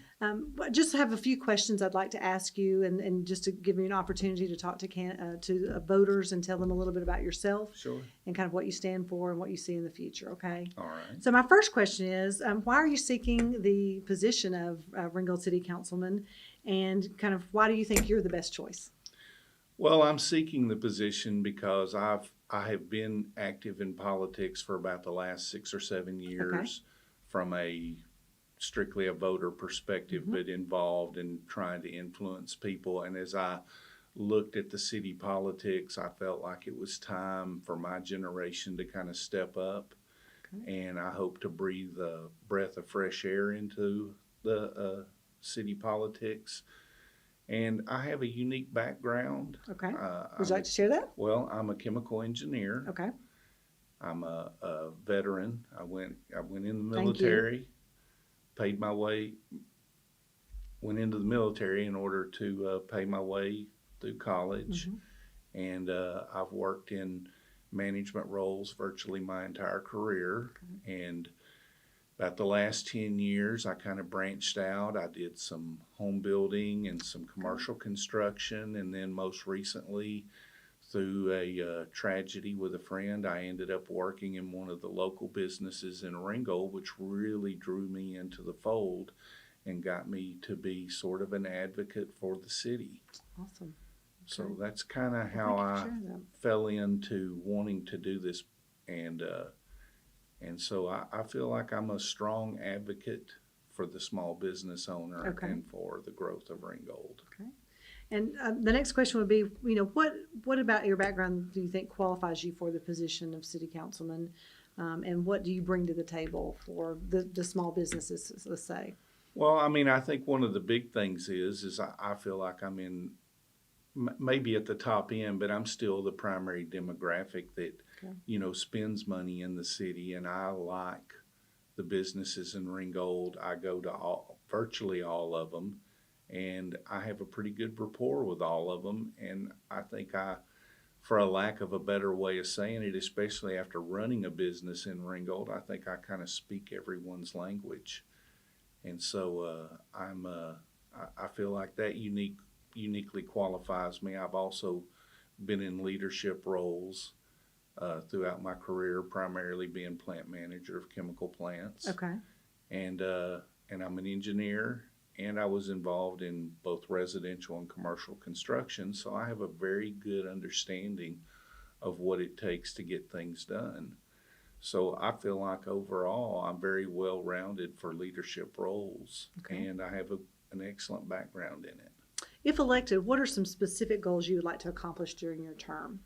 Well, I think one of the primary goals that I have is continue on with the transparency, but I would also like to see that the bedroom community of Catoosa County spend more of its money within the city of Ringgold than going out to Chattanooga or potentially Dalton or Lafayette or Chickamauga. And so, one of the things that I want to do is I want to see the continued growth within the city of Ringgold. Okay. And I think that it'll be through policy and through setting the businesses, or through government or not necessarily regulation, but through government control of how businesses get set up and the ease of getting new businesses in, and really the promoting of the town to get businesses in. Okay. How important would you say it is for the mayor and the city council and the city manager to work together, and kind of what would be your plans to help foster that? Well, I think it's paramount to the success of any organization that there be good continuity through it. And, it looks like from an outsider, because, I don't have a great insight into what's going on other than I have been religiously going to the meetings. But it seems like there's pretty good continuity. Mm-hmm. And so I don't anticipate that those are the real challenges of this election. Okay. Good answer. What about in the last year or so? We've heard a lot about the city of Ringgold, the entertainment district. What is your opinion of that, and any thoughts about for the future? I know it's been brought up a couple of times. Well, I think any candidate looking at this election would be remiss to not consider something like this. I believe that there is some merit to it. Sure. I'm not sure it got the fair chance it needed to really get a solid consideration, and I would have to consider it. Okay. All right. Thank you. What do you consider the main issue or challenge affecting the city of Ringgold, and how would you address those challenges? Well, I mean, all in all, the city is functioning. So, I mean, it's not like the town is folding up or anything. I think the challenge of Ringgold is what direction does it go? And I'm a growth candidate. Okay. I want to see Ringgold continue to grow. I could envision Ringgold being very much like a Blue Ridge, Georgia type community. Mm-hmm. We already have so much infrastructure, the creek walk, the big open fields. We kind of have the crown jewel of the town being the depot right there. All of these facilities are really on go. And there are already a lot of great things that occur. You know, when the flags go up in the city, you know, it's such a beautiful and charming town. We have the 1890s Day weekend that goes so well, and so many people are drawn into the city. And the Christmas parade always gives you that very strong down home feeling. There is, you know, they're starting to try to develop the summer market and possibly a summer concert series. So I see these things moving. I just feel like that, you know, maybe the next generation or the next group of politicians that get in there can really emphasize that a little bit more. And that's certainly the direction I see myself continuing to be pro getting people from going out of Catoosa County into Chattanooga or into Dalton or somewhere else to look for things to do. I would much rather see the bedroom community come into the city of Ringgold. Good answer. What about as far as economic development? I know you talked about maybe some on the tourism side and the festivals and things like that, possibly, but anything else in economic development that you foresee in the city of Ringgold? Or well, I mean, you know, one of the things that always, you know, as a kid, because I moved to Ringgold in the city in the second grade, and I've ridden bicycles all over town and swam all those years on the swim team and was, you know, very involved in the community. And one of the things that always kind of caught my eye is the fair number of underutilized property within the city. And I've always felt like, you know, we have a charming city, we have that great downtown storefront, but there's 5 or 6 vacant places. And, you know, I would love to see the competition for vacant buildings get taken up by retail businesses, restaurants, things of that nature, instead of continuing to get more attorneys right in town or you know, things of that nature. I understand. In your opinion, what would you say the top 3 core responsibilities of government are on the city level? Well, I mean, naturally, I think the largest or the biggest thing is that you have to keep watch on all the city businesses and ensure that there's going to be a future. And then I think when you go beyond that, I think it breaks down into all of the main things, you know, utilities, responsibilities, growth, stabilization of the community, you know, doing things that are fiscally responsible as well as meeting the needs of the people. So I don't know if I can easily break it into the 3 top ones, but I certainly believe that the running of the government, which is really the least attractive part of the job, but it's the day-to-day part that makes the difference in the long haul. Sure. Is there anything else you'd like to tell voters while you're here? You've got the opportunity. Just anything you'd like to share? Well, I mean, you know, I'm a lifelong citizen of Ringgold. I consider myself a lifelong citizen. I have a 15-year-old son in Ringgold High School, and I recognize and love this town, and I want to see it grow. I want to see property values continue to improve, and I want to see the city blossom in to a, you know, continue to blossom. I want it to keep its small town appeal, but I want to see the growth in the correct way, and I think that we are right on the forefront of being able to do that. Perfect. Charlie, I appreciate your time. Thank you so much. Thank you very much. Have a good day. Pleasure. Today we're here with Donald Pangle, Ringgold City Council candidate. Donald, thank you so much for being here with me today. Well, thank you for inviting me, Amy. Absolutely. So really the goal here today is just to give you an opportunity to speak with voters and let them know kind of who you are and what you represent. And I've just got a few questions, but feel free to add anything to it, okay? So my first question is, why are you seeking the position of Ringgold City Council member, and what makes you the best choice to be that candidate? I'm not sure I'm the best choice, Amy. This is the first time I've ever been involved in politics other than being a voter. Which is important. I've lived in Ringgold for about 7 years now. In the city, I've been in the county since 1974. Okay. And I've never had much of an interest. I've been encouraged by a friend of mine to get in it for a number of years, and because I was not in the city, I couldn't. Right. So he approached me again a few weeks ago, well, a few months ago now, and said, "No, why don't you run for city council?" And I gave it some consideration. Sure. Thought, why not? I'm not getting any younger, so if I'm gonna do it, I better do it now. Now's the time. Now's the time. And why am I running? Mm-hmm. I want to make the city better, and I'm not going to criticize those that are running it now. Okay. I don't know enough about them to be critical of them, but the first thing I would do if I get elected, I'm going to observe for a few weeks, just see what goes on inside our government, and then I'm going to do a lot of listening. Someone asked me what my vision is for Ringgold, a voter, and I asked him, "What is your vision?" Okay. I've got to know what my constituents want to give me a goal, something to aim for. Mm-hmm. And once I'm in there, if elected, I'm going to do all that I can for the people. Because I understand that public office does not belong to the ones who hold that office. They're merely stewards of a government who have been put in there by the citizens of the municipality or the state or whatever it is. Mm-hmm. And then those of us who are fortunate enough, and I think one who gets in that is a fortunate person. But you're put in charge of some things. You have a responsibility. And I want to work for the people. Awesome. What would you say with your background? What would qualify you to be a city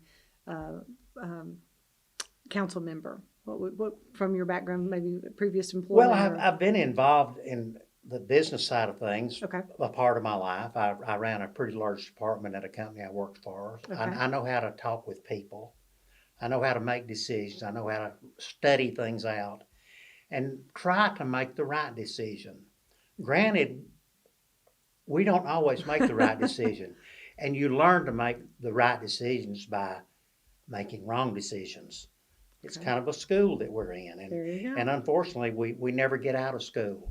But I hope to always be learning while I'm in school. Do you have anything specific as far as what you would like to accomplish if you were elected to the council? Is there anything specifically? There's nothing, Amy, that jumps out at me right now because, as I said, I don't know enough about the inner workings of government to make that call. I'll just have to listen to what people would like. And I also understand that as a legislator, and that's what the city council is, we can't do everything that the citizens want. We can't afford it. Sure. But you've got to try to reach maybe a happy medium and do the important things. Some things are not important, but people still want them. Sure. But they're expensive also. And we have a limited budget. We cannot spend more than we take in. Sure, absolutely. If you've listened to the last year or so, you've heard about the entertainment district. Yes. What would be your opinion on that, and any thoughts or in the future? Obviously, I understand you want to listen, but what are your beliefs on the entertainment district? Amy, honestly, I don't know enough about it to have a real strong opinion. I am opposed to public drinking. Okay. And if it's going to be an entertainment district, who are we going to entertain? We're going to entertain the adults. We're going to entertain the children.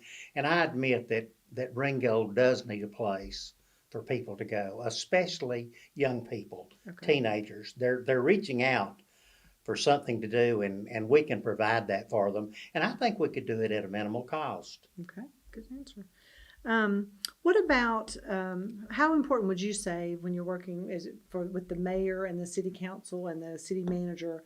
How is that important, do you think, for those positions to work together? Oh, I think it's necessity. Okay, and how do you see that you could add to that, the workings of those groups to people? Just a different body being there. I think I could bring something new to the table. Okay, awesome. Thank you. What would you say a main issue or challenge for the city of Ringgold is in what you know today? What would you see as one of their biggest challenges, and how would you work to make that bit better or more to handle that challenge? Well, I'm sure that Ringgold faces the same challenges that any other town or city of its size faces. And it's up to us to determine what those challenges are. And I cannot name one right now. I know that safety is an important issue for me, and I think that Ringgold is a safe town. I cannot criticize what our police department and our sheriff's department have done over the years. Sure. We have a very low crime rate. No major crimes are being committed, and I'm thankful for that. Good, awesome. In your opinion, what would you say the 3 core responsibilities of government are on a city level? So if you were on the city council, what would kind of be your 3 top priorities? Well, I think safety Okay. has got to be the most important thing that we look at, because if it's not a safe city, we're not going to attract anybody, and the people who are there are not going to feel at ease when they go out at night. I'd like to keep taxes as low as possible. That's always an issue. And you've got to have responsible people that are spending the money to keep taxes down. And I would also like to do some things that would help Ringgold grow. Okay. We don't need phenomenal growth overnight. We need slow, planned growth. But we've not seen a lot of growth in Ringgold in really over its entire history. I mean, over the long term, it has grown, but not very much in the last 5 to 10 years. Okay. So we need to make the city grow. We need to try to attract more businesses, not just restaurants, but we need some industry. Okay. That's who pays the bills. When you can get industry, it employs people and it pays the bills. You got a good tax base there. And we could do a lot if we had more money to do with. Always, right? Yes. Always. Well, just anything else you'd like to tell voters about yourself or about kind of your plans for the future with if you were elected as city council member? Just anything you'd like to share. Well, Amy, as I told you in the beginning, the first thing I would do if I'm elected, I will go in and just look and listen. Okay. I will observe. I would like to get to know other council members, the mayor, and the city manager better. Sure. So, and I want us to work together. Perfect. And it's my dream to spend the rest of my life in Ringgold. Awesome. And I want it to be a safe city. I want it to be a fun city. And I want it to be a thriving city to the extent that a small town can thrive. And I think there's potential there. We're right on the interstate highway system. There's no reason why we can't get some people off that big road and come in and visit with us and see just what kind of people we are. We're friendly people. I met a couple recently that just moved here from California. Met them in a restaurant there in Ringgold. They were eating breakfast, and I started talking to them. Had no idea where they were from, Right. but they commented about how friendly Ringgold is, and I think it is. I hear that a lot. And I believe we've got a lot that we could offer people down the road. Sure. And I'd like to be a part of that. There you go. Donald, I appreciate your time. Amy, thank you so much for having me. Absolutely. Today we're here with Ringgold City Council candidate Rhonda Swaney. Rhonda, thank you for being here. I appreciate your time. Thank you for having me. And this is just an opportunity for you to tell, a little bit about yourself and some of your Right. background and anything you want to add. I've got a few questions, but anything you want to add to that, you're welcome to do that. Okay. All right. I So appreciate my first question is, why are you seeking the position of Ringgold City Councilwoman? Probably about 4 years ago, I became involved in some of the city council meetings. Okay. And I listened, observed, ended up talking to my neighbors. That led to talking to some of the businesses in the city of Ringgold. And I just got very curious as to how they felt represented in local government. And based on the feedback that I got there, I decided to throw my hat in the ring and run. I feel like that being voted into a position of leadership is the ultimate opportunity to be a servant. And it's just an opportunity that I really wanted to have. That's awesome. What are some of the qualities that you think you bring to the table? What you would be the best choice? One of the best things that I feel like I have been able to polish as a skill in my life is I feel like I'm a great listener. Okay. I think that that's a missing piece in politics today. I think that there's a lot of people that have opinions and their own life experiences, sure. But I think and their own platforms and their own agendas, but I think that there's a lot of room for improvement in the area of just being a good listener. I'm a pretty strong personality. Okay. People who know me well, my kids, my family, my friends, my coworkers, they know that I have a strong personality, and so I think that that lends itself to being a good leader. And I have a heart for people. Okay. absolutely love people. I couldn't do a job where I didn't work with people, and I love to talk to people. And I think those are probably three of the best qualities that I bring to the table. Awesome. As far as if elected, what are some specific goals that you would like to accomplish during your term? I think that there are some recreational things that we need to look at. We've got some issues right now with teenagers needing something to do in the afternoons and after school. We have almost nothing to offer them. So that is leading to issues within the city and behaviors that are not exactly what we would expect for teenagers. And so we need to offer them something to do. That's one thing. We've got some soccer fields and some baseball fields that need to be looked at. We also have an elderly population that I have heard over and over and over again that they would like to have the opportunity to have a place to meet, socialize, interact. And it's not something that we offer them right now. It's something that I think that we need to look at. And overall, I think that we need to look at the transparency of how we're making decisions and what we're doing with our money. And ultimately, the goal should be what benefits the people that live in the city the most. What can we do to make their lives better?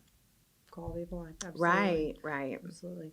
In the last year or so, we've heard a lot in the city of Ringgold about the entertainment district, right? And just want to get your thoughts and opinions on that going forward. It was interesting when that was brought up because I actually went to that meeting, and the meeting was very interesting because the entire meeting seemed to be more about the morality of alcohol rather than what was actually being discussed. Several years ago, the citizens of Ringgold voted on whether or not alcohol should be consumed by the glass, and it was passed. So I'm not quite sure why we spent a lot of time talking about the morality of alcohol. Being elected to that position, I think it would be imperative on me to talk to the businesses, the people that own businesses in the city of Ringgold. I think it would be part of due diligence for me to talk to the citizens of the people who pay taxes in the city of Ringgold. Do we negate other opinions? Absolutely not. But I think that there is a piece that was missing, and that was no one had their finger on the pulse of what the people of Ringgold really wanted. There was a lot of people that spoke up that didn't even live in the city. So my opinion, and part of leadership is, my opinion really doesn't matter. My job is to find out what the people that I'm representing want and what they need. And ultimately, if growth is what people want and quality of life and people want it, then I think that it's something we should move forward with. I will say that I think that it's not a blanket, every festival we have, every evening event we have should involve alcohol or an open container of alcohol. I definitely don't think that. We have some really good things that are already going in the city that we don't want to change. But there is a genre of people that want to see concerts, festivals, things where you could walk down the street with a glass of wine. And I think that those people need to be listened to. To be heard. Right. Absolutely. Thank you. How important would you say it is for the mayor and the city council and the city manager to work together in cooperation? And kind of what can you do? Do you see yourself doing to foster that if that's important? I think honoring the roles of each other, honoring the role of the city manager, which is to execute the wishes of the council. I think honoring the role of the mayor, whose job is to communicate with the people. And honoring the role of the council. That's the way that the council is there to discuss, make decisions, listen, and everybody needs to respect each other's roles. The way that it's set up right now may not be what people agree with or not agree with, but the bottom line is they have to work together as a team to get anything done. And I'm not so sure that that's always been happening in the last few years. Yeah, something definitely working as a team. Sure, absolutely. What would you consider one of the main issues or challenges affecting the city of Ringgold, and kind of what would you do to combat that or those? I think that right now, as a person that's about to drive back to Ringgold, I think growth is something that we need to continue to look at. I think that we need to look at responsible growth, so growth that has a direct positive impact on the people who live there now. And I'm not so sure that we always are doing that, because right now we've got a lot of construction. We've got businesses coming and going, empty storefronts, businesses that are struggling. And I owned a business in Ringgold, so that's one thing that I bring to the table that is growth is important. But responsible growth is also important, and letting the litmus test always be, is this growth going to impact our citizens in a positive way? I think that's definitely the biggest challenge that Ringgold's got going right now, attracting growth and the kind of growth that's going to benefit the people who live there. Sure, absolutely. And that kind of goes with the next, for what do you envision for future economic development taking place in the city of Ringgold? Same thing. Yeah. I mean, really being very strategic in how we grow the city, because there's a genre of people and a group of people that want to maintain the feel of a small town, and I love that. Mm-hmm. But then there's also a large group of people who want to see convenience. Sure. Things come to the city that they don't have to drive to Chattanooga to get. And I think there's a way to meet both needs, but I think it has to be very strategic. Absolutely. Is there anything else you would like to add to tell voters about, your opinions or things that you bring to the table, some things you'd like to see in Ringgold, just anything else that you'd like to add to talk to voters and let them know more about you? Bottom line for me, and where for me personally all roads begin and end, is I want to be a voice for people. I'm not looking to further an agenda, or I'm not bringing something to the table that I have in a back pocket. I really feel like that's a missing piece of what's going on in the city of Ringgold. Is not everybody wants to come to a formal meeting to express concerns or ideas, but there's a time and a place to have someone represent people that is willing to meet with them in their homes, to meet with them outside of that. And I feel like that's something I bring to the table: connection with people and listening, and strong leadership. I think they all tie in, and they're all equally as important. Sure. Well, I appreciate your time. Thank you so much. Amy. I appreciate it. Thanks. I'd like to thank you for watching these candidate interviews. We at the Chamber would like to encourage you to exercise your right to vote on November the 5th from 7 a.m. to 7 p.m.